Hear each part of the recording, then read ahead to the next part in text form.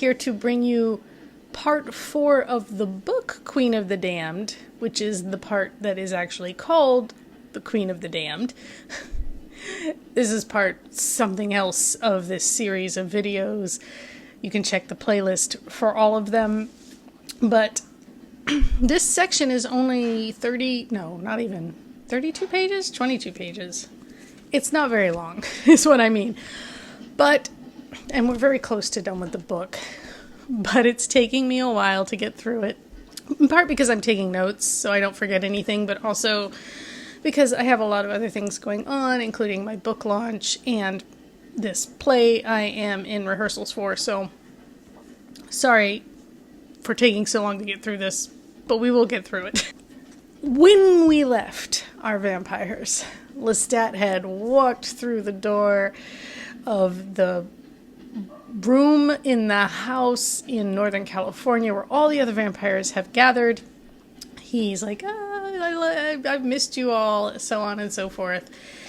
And, of course, we assume, we don't see her, but we assume Akasha is with him, right behind him. So we get, I guess, kind of a little time jump, because at this point, Akasha's in the room. She's sitting at one end of the table. Maharet is at the other end of the table. The vampires have kind of arranged themselves around the table, in a specific order, because Anna is very, specific. I did that once in one of my books. It was like, oh, and so-and-so sat here, and then somebody, inserted themselves between these two people. And my critique group was like, it's too stage direction-y. But then I read this, and I was like, well, it worked for Anne, so what do my critique partners know? I love them, though. I do. Marius is suppressing his anger, which I kind of don't blame him, because if you spent thousands of years taking care of this person, making sure that they were safe and protected, and then she finally wakes up and is the absolute worst person, you'd kind of feel like maybe you'd wasted your time. You'd feel like maybe they were ungrateful a little bit. Then again, Akasha later accuses him of being selfish and being like, well, you only did it to protect yourself and the others, not really to take care of me. And there's an argument to be made there, I think. But, at the same time, maybe it's not a total waste because he kept everyone alive by maintaining the shrine and the father and mother, as it were. Akasha lays out her plan and tells the others, look, you're going to be my angels, or even lesser gods or something. And we'll all rule together in this new world I'm going to make. The one where she kills 90% of the men and fosters a new savage garden where peace will reign because she will, have this kind of absolute rule. And then she says, look, and if you don't join me, I'll destroy you. And those I can't destroy because, Maharet and Cayman are just as old, pretty much, as she is. So she's not convinced she can actually destroy them. She's like, I will cast you as devils and make everyone hate you, and fear you. And I don't know. I don't know if that's, such a threat, because people kind of already see vampires as evil. I mean, not that they know that Maharet and Cayman and these guys are vampires necessarily, but if you walk around already kind of convinced you're an evil creature, being told by other people you're evil probably doesn't have as much impact as sure, it's oh, you're confirming my worst fears, but at the same time, it's yeah, and it seems like a weird threat. Akasha has this very, simplistic plan for a very complicated world and its problems, and that's kind of what everybody is trying to talk sense into her about. Oh, just give us some time to show you how wonderful this world actually is. You've got lots of time, but you just woke up, you barely know. She's like, oh no, I have been aware of everything that's been going on. I see how awful this world is, and I want to rectify it because I have the power to do that. And there's a couple of things going on here. Part of it is that I think Akasha is afraid of being evil. She wants to be seen as good, she wants to use her power for something that she thinks is good. And everybody else is going, no, no, no, but that's not good. And she doesn't want to hear that because she also wants to maintain control. She's used to being a queen. She's used to being a ruler. She wants to maintain that level of control over, the world, basically. But also she's kind of got this idea that men equals violence, so remove men. Like, it's a very simplistic equation. And she's also kind of this isn't like explicitly stated, but she's also assuming that it's nurture over nature, right? That if we save some of the men and we raise the male children in a matriarchal society, they will turn out less violent. And part of that is, I guess, because she plans to have this like very strict punishment for violent behavior. So that dissuades some of it, ideally, right? But then also, maybe the men won't be violent if they're raised in a peaceful society. Like, she's got this idea that maybe they won't have a reason to be violent, and it won't be inculcated into them.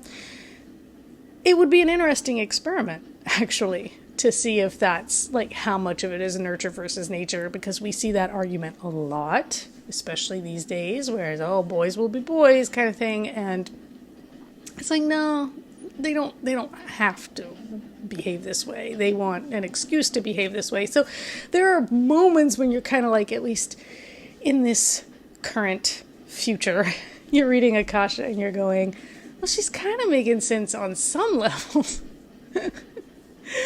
Maybe this isn't the way to go about it, but, not to start any arguments. But, yeah, it's interesting. And a lot of this also just feels like, because so much of this book is Lestat and Akasha arguing the issue, and then Akasha arguing it with everyone else, a lot of it feels like Anne arguing with herself over issues that she felt the need to dig into, things that she was struggling with maybe at the time in the world. Even Lestat is like, no, I can't side with you. He's very sad about it, right? This is all told through Lestat's POV, by the way. So he's sitting there next to her at the table, on her right-hand side, where he belongs, right? The right hand of the goddess. And he's like, I can't. So she's like, well, I'll kill you first.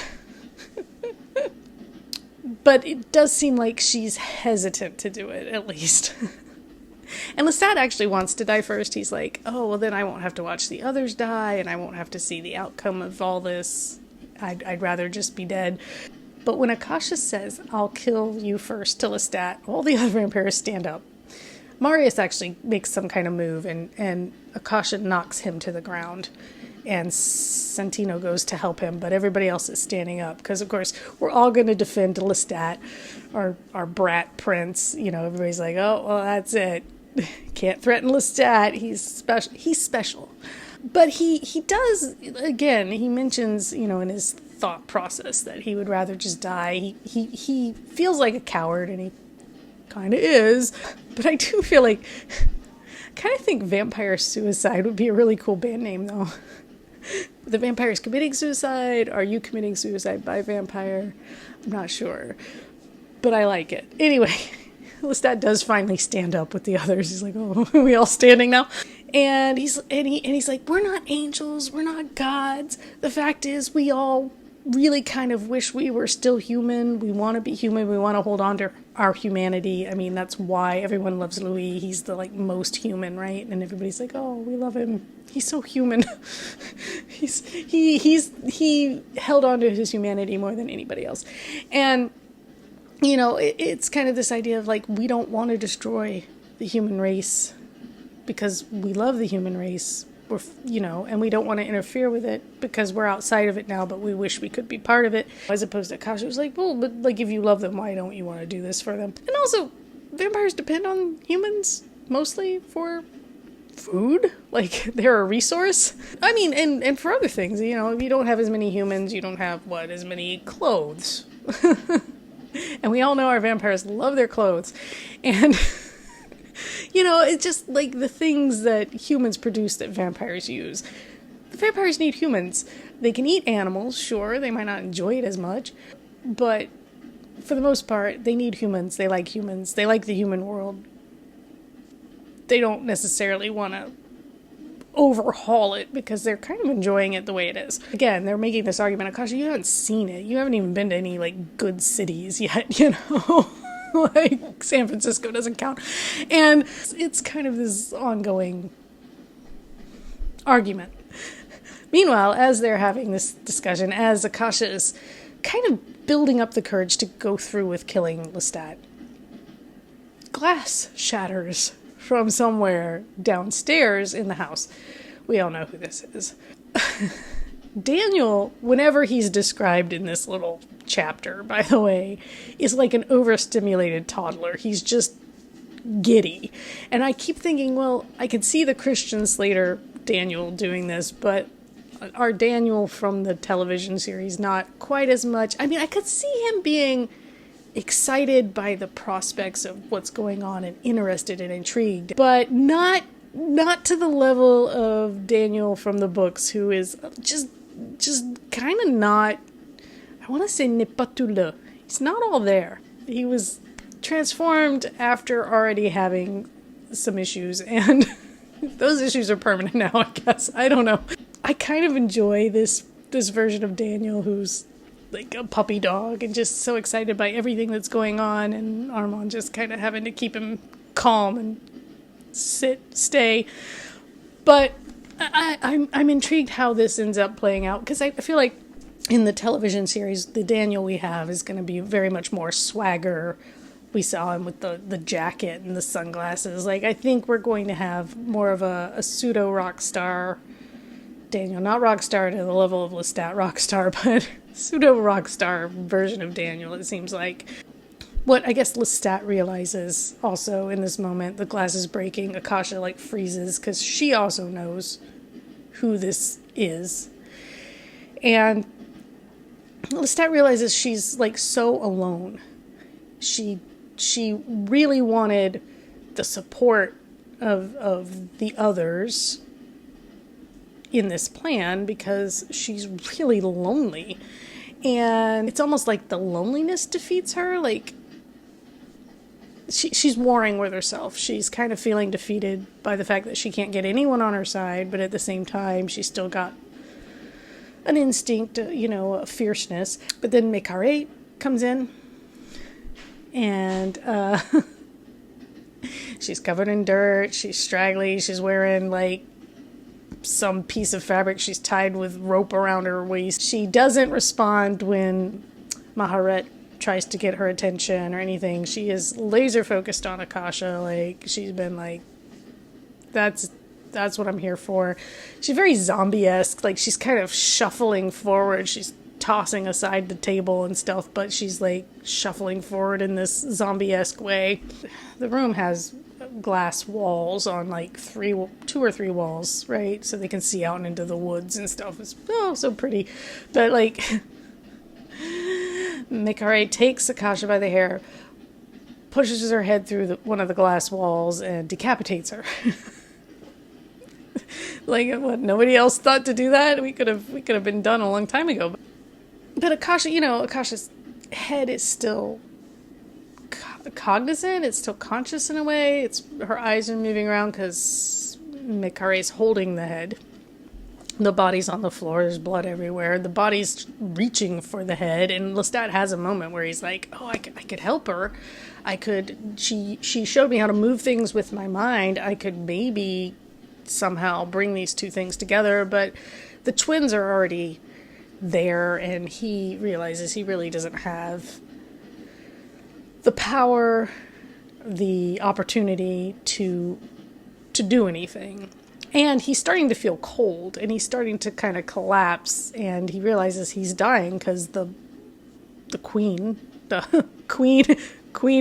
the vampires, the queen bee, the host of the spirit that gave birth to them all, is dying. And so he's cold and he's starting to feel floaty, and he realizes, even though he doesn't know the whole story of the twins, he has not been told that whole story yet. He realizes that the part that he saw in the visions of the twins eating the brain and the heart and the mother, on the slab, he's like, they need to consume the mother, and the twins are kind of already a step ahead of him. They already know it. Marius realizes it too. Maharet gives Mekare both the heart and the brain to eat so that Mekare becomes the new Queen of the Damned. And that's how the chapter ends, as Maharet introducing her sister as, behold, the Queen of the Damned kind of thing. Once Mekare consumes it, Lestat goes through a period of feeling pain, which is not something he's had to deal with in a while, but he goes, and then he starts to become conscious of his surroundings again, and the pain goes away, and he realizes, yay, he lived. And all of the other vampires around are stirring as they come back to life, as it were, too. Akasha's body turns transparent, like glass, and that's it. That's the end of this section, this little part. It's not much of a fight. It's not some grand battle. I feel like that movie, Queen of the Damned, that came out, that had Alia as Akasha, I think, right? I feel like that one had a much bigger fight. Like, that was a terrible movie, okay? It was a bad movie, but I have this vague memory of the final battle being a little bit, and they probably rewrote it for the film because this is not a very exciting denouement. But it does have a nice kind of circular coming back to the start of, the twins consuming the body of the mother, the one that they didn't get to consume in their mortal lives, right? Their mortal mother, but now they can do this with their immortal mother, or at least Mekare can. I don't know why. Maybe they thought or realized splitting it wouldn't work. It needed to all be in one person, like it was in Akasha. So I don't know, but yeah. So that is that part of Queen of the Damned, and then part 5 is World Without End. Amen. And yeah, I think it's like from page 61 to, wait, is that 61? Yeah, to 91. So it's only like 30 pages more, and then we will be done with this book. Finally. And I'm reading a book on the history of heaven and hell right now. I've got another library book that I might pick up, and then most of my time is me practicing my lines for this play I'm in. I will leave a link, by the way, in the description, again, for anybody who wants an arc of my forthcoming book. I'll leave a link for you to grab that. And yeah, until next time, take care.